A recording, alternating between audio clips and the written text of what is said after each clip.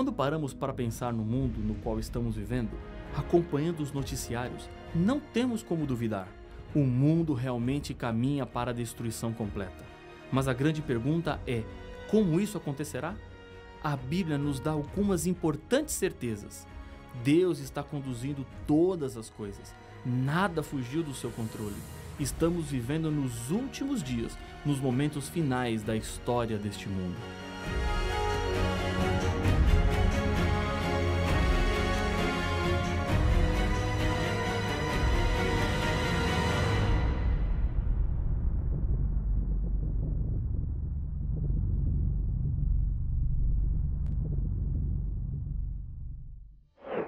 O episódio de hoje está mais uma vez voltado para o futuro.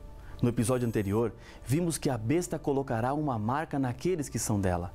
Esse tema é tratado no livro do Apocalipse com muita seriedade. Quando o Apocalipse fala que recebem a marca da besta, usa a linguagem mais forte e ameaçadora que o texto bíblico traz. Os que recebem a marca da besta estão perdidos. O que mais assusta quanto a esse tema é que a maioria das pessoas receberá essa marca. Para não recebê-la, é preciso colocar-se ao lado de Deus, custe o que custar. A humanidade está se dividindo rapidamente em dois grupos: aqueles que seguirão a besta e a sua imagem, e do outro lado, os que guardam os mandamentos de Deus e a fé em Jesus. E esses receberão de Deus a vida eterna. Precisamos sempre do Espírito Santo para compreender bem o que a Bíblia está nos dizendo. Jesus disse: "Mas o Consolador, o Espírito Santo, a quem o Pai enviará em meu nome, esse vos ensinará todas as coisas e vos fará lembrar de tudo que vos tenho dito." João, capítulo 14, verso 26. Muitas interpretações bíblicas se perdem da verdade porque faltou a busca do Espírito Santo que nos faz entender com clareza as revelações da Palavra de Deus. Vamos voltar ao texto que fala sobre a marca da besta. Acompanhe o que está em Apocalipse, capítulo 14, versos 9 e 10. Se alguém adora a besta e a sua imagem e recebe a sua marca na fronte ou sobre a mão, também esse beberá do vinho da cólera de Deus, preparado, sem mistura, do cálice da sua ira, e será atormentado com fogo e enxofre, diante dos santos anjos e na presença do Cordeiro. Selo era a identificação de uma autoridade, de um governante. O selo traz consigo o nome, o cargo que ocupa e o território do seu domínio. No selo de Deus está a sua vontade em salvar os seres humanos. O selo de Deus está espalhado por toda a Bíblia. Em vários textos encontramos qual é o sinal de Deus. Uma dessas referências está em Ezequiel, capítulo 20, verso 20. "Santificai os meus sábados, pois servirão de sinal entre mim e vós, para que saibais que eu sou o Senhor vosso Deus." Talvez alguém possa dizer assim: esse verso estava se referindo apenas ao povo de Israel. Nós que estamos na Era da Graça, vivemos em outro tempo. Se você analisar o texto sem preconceitos, descobrirá que em toda a história humana, Deus sempre teve o seu povo. O que identifica o povo de Deus é um sinal entre ele e o seu povo. E a Bíblia diz que este sinal é o sábado. Deus não está se referindo a Israel apenas no texto de Ezequiel, mas está falando a toda a humanidade. Deus não está falando de um tempo específico, mas de todos os tempos. Na criação, Deus estabeleceu o sábado como um dia de bênção, descanso e santificação. O sábado foi feito para a humanidade e não para um povo específico em um tempo específico. Antes mesmo do pecado aparecer, Deus já havia criado o sábado. Em nenhuma parte da Bíblia você encontrará que o sábado deixou de ser o sinal de Deus. Um grande erro do cristianismo dos nossos dias é pensar que, como Israel foi rejeitado e substituído pela igreja cristã, com essa rejeição, o sábado então também foi incluído. Isso também não está escrito na Bíblia. Deus formou a igreja cristã a partir de Israel. Jesus era judeu. A característica que distinguia os judeus dos cristãos era a aceitação de Jesus como Salvador. O sábado continuou como sendo o dia separado por Deus. O remanescente espiritual de Israel é o cristianismo. E isso é comprovado quando o Apocalipse fala dos salvos no céu e diz: "Então ouvi o número dos que foram selados, que era 144.000, de todas as tribos dos filhos de Israel." Apocalipse capítulo 7, verso 4. Vamos avançar um pouco mais nessas importantes considerações. Sendo que o anticristo se coloca no lugar de Cristo e se opõe a ele, é lógico supor que a marca ou o sinal do anticristo seja o oposto do sinal de Cristo, ou uma substituição. Em Daniel, a Bíblia nos diz que o chifre pequeno, símbolo do anticristo, proferirá palavras contra o Altíssimo, magoará os santos do Altíssimo e cuidará em mudar os tempos e a lei. E os santos lhe serão entregues nas mãos por 1 tempo, 2 tempos e metade de 1 tempo. Daniel capítulo 7, verso 25. O anticristo, ou o poder perseguidor, segundo Daniel, cuidará em mudar os tempos e as leis. No estudo 11 deste seminário, entendemos que a mudança do sábado para o domingo aconteceu contra a vontade de Deus. A observância do domingo é uma marca da falsa autoridade de Roma. Outra alteração romana feita na lei de Deus foi tirar do catecismo um mandamento que proíbe adorar ou venerar imagens, como está escrito em Êxodo capítulo 20, verso 4 a 6. Em toda a Bíblia, Deus é muito claro em proibir e dizer que não aceita que o adorem por meio de imagens. A lei de Deus, infelizmente, foi mudada para enganar as pessoas e, com isso, elas estão correndo um grande perigo. Outra expressão importante no texto de Daniel é a contagem 1 tempo, 2 tempos e metade de 1 tempo. No Apocalipse, esse período equivale a 42 meses, ou seja, 1.260 dias proféticos, que significam 1.260 anos. Daniel fala do mesmo poder perseguidor que aparece em Apocalipse capítulo 13, a primeira besta. Essa primeira besta é um poder político, religioso, que profere blasfêmias contra Deus. Depois de 1.260 anos de supremacia, é golpeada como de morte. Nessa época, aparece uma outra besta. Apocalipse 13:11 nos revela: Vi ainda outra besta emergir da terra. Possuía 2 chifres, parecendo cordeiro, mas falava como dragão. Todas as características da segunda besta assinaladas na profecia se cumprem com o surgimento dos Estados Unidos da América. Surgiram como nação em 1776, em um território não habitado por outra nação civilizada. Segundo a profecia, surge da terra e não do mar como a primeira besta. Mar, segundo Apocalipse capítulo 17, verso 15, significa lugar povoado, e terra significa um lugar não povoado. Em seu começo, os Estados Unidos falavam como cordeiro, símbolo de seus ideais de liberdade. Porém, chegaria o momento em que a profecia diz que falará como dragão. A segunda besta, representada pelos Estados Unidos, se une à primeira besta e diz o Apocalipse: faz com que a terra e os seus habitantes adorem a primeira besta, cuja ferida mortal fora curada. Apocalipse capítulo 13, verso 12. E lhe foi dado comunicar fôlego à imagem da besta, para que não só a imagem falasse, como ainda fizesse morrer quantos não adorassem a imagem da besta. Apocalipse capítulo 13, verso 15. A profecia bíblica está nos falando de uma união entre 2 bestas, somando forças políticas e religiosas. Isto é uma profecia, e lembre-se que quando a Bíblia fala do futuro, ela nunca erra.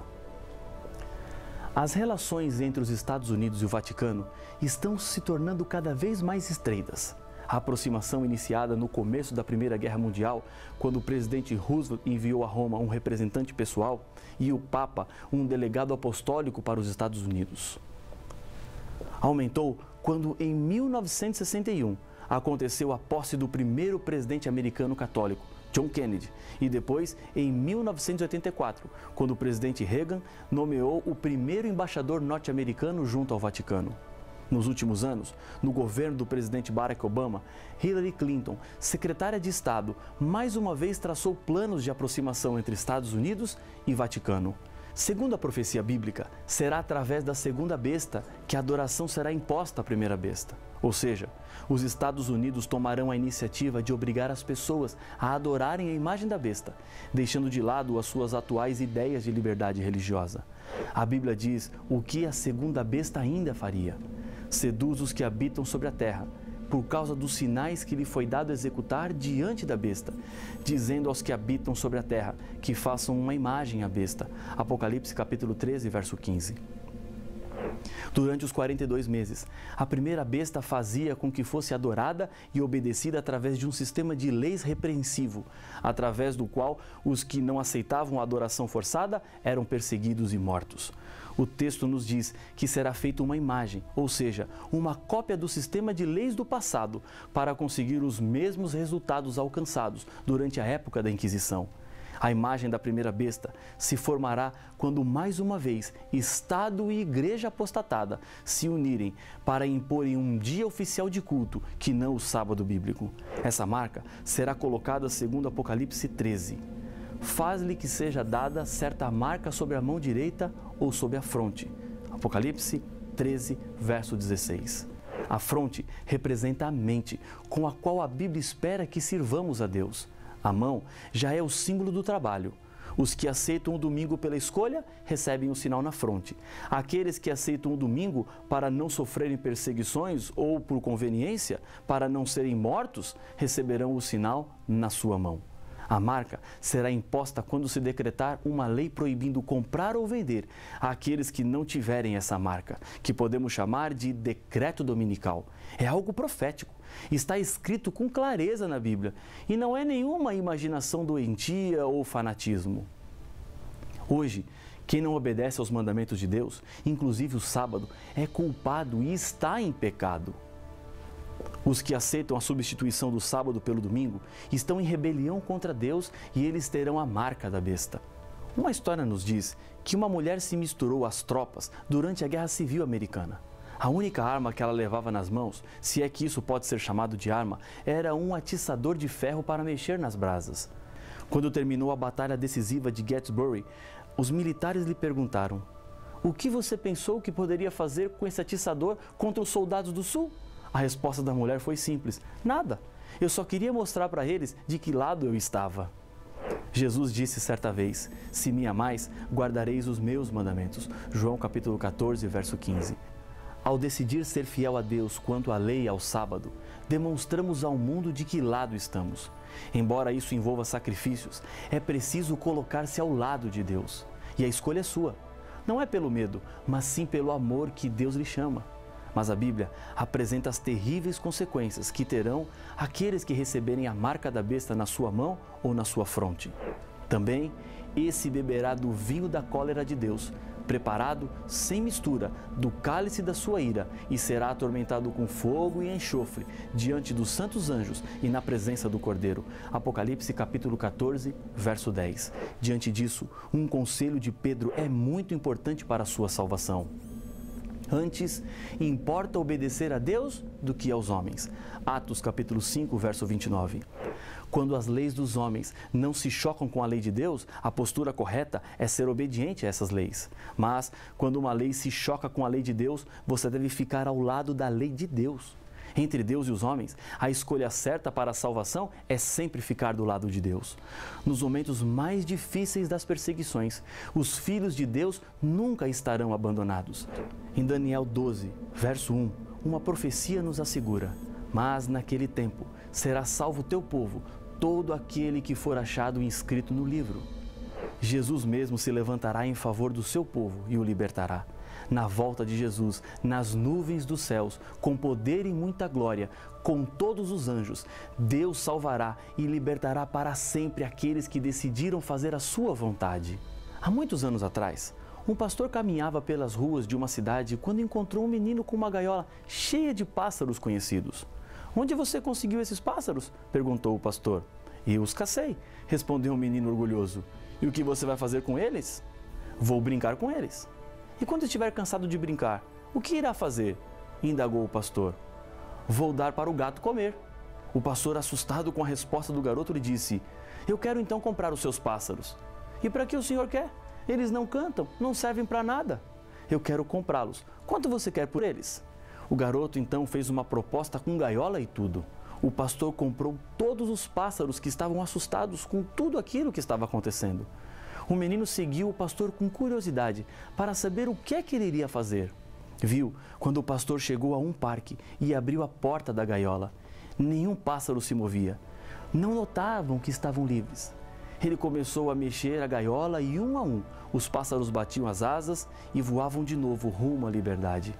O menino, anos depois, escrevendo sobre o que aconteceu, dizia: quando os pássaros começaram a voar, estavam dizendo: estamos livres da morte. Cristo nos liberta sempre. Na cruz do Calvário, pagou completamente o preço do nosso resgate, com o qual nos liberta da culpa dos nossos pecados, e quando derramar a última tormenta do conflito dos séculos, virá para nos buscar e dar a completa liberdade do mal para os seus filhos. Satanás será completamente destruído. Jesus prometeu: não se turbe o vosso coração. Credes em Deus? Crede também em mim. Na casa de meu pai há muitas moradas. Se assim não fora, eu vou-lo teria dito, pois vou preparar-vos lugar. E quando eu for e vos preparar lugar, voltarei e vos receberei para mim mesmo, para que onde eu estou, estejais vós também. João, capítulo 14, versos 1, 2 e 3. Deus deseja que todos nós nos salvemos. Satanás quer desesperadamente que nos percamos. A nossa decisão é expressada através da obediência. A Bíblia diz que somos escravos daquele a quem obedecemos. Hoje, você pode escolher a quem obedecer. Qual é o caminho que você vai seguir? Que tipo de sinal ou marca você quer receber? O selo de Deus ou a marca do inimigo? Não existe neutralidade. Não é possível ficar com o pé com Deus e o outro não. A promessa de Jesus será cumprida e depende de você, agora, qual caminho você seguirá. Para confirmar a sua decisão de estar ao lado de Jesus, eu quero lhe convidar, mais uma vez, para orar comigo. Pai nosso, no meio das incertezas, a Tua palavra nos dá a certeza. Mais uma vez, apela aos nossos corações. Chama-nos a uma decisão sincera de andarmos ao Teu lado e nos prepararmos para a salvação, é o que eu lhe peço no nome de Jesus. Amém.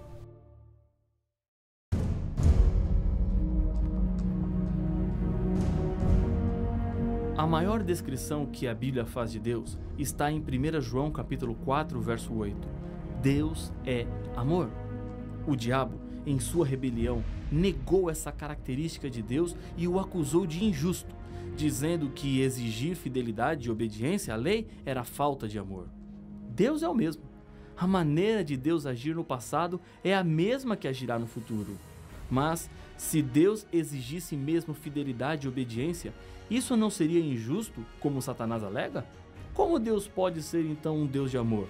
Para estes e outros enigmas, a resposta está no próximo episódio de Apocalipse, o fim revelado.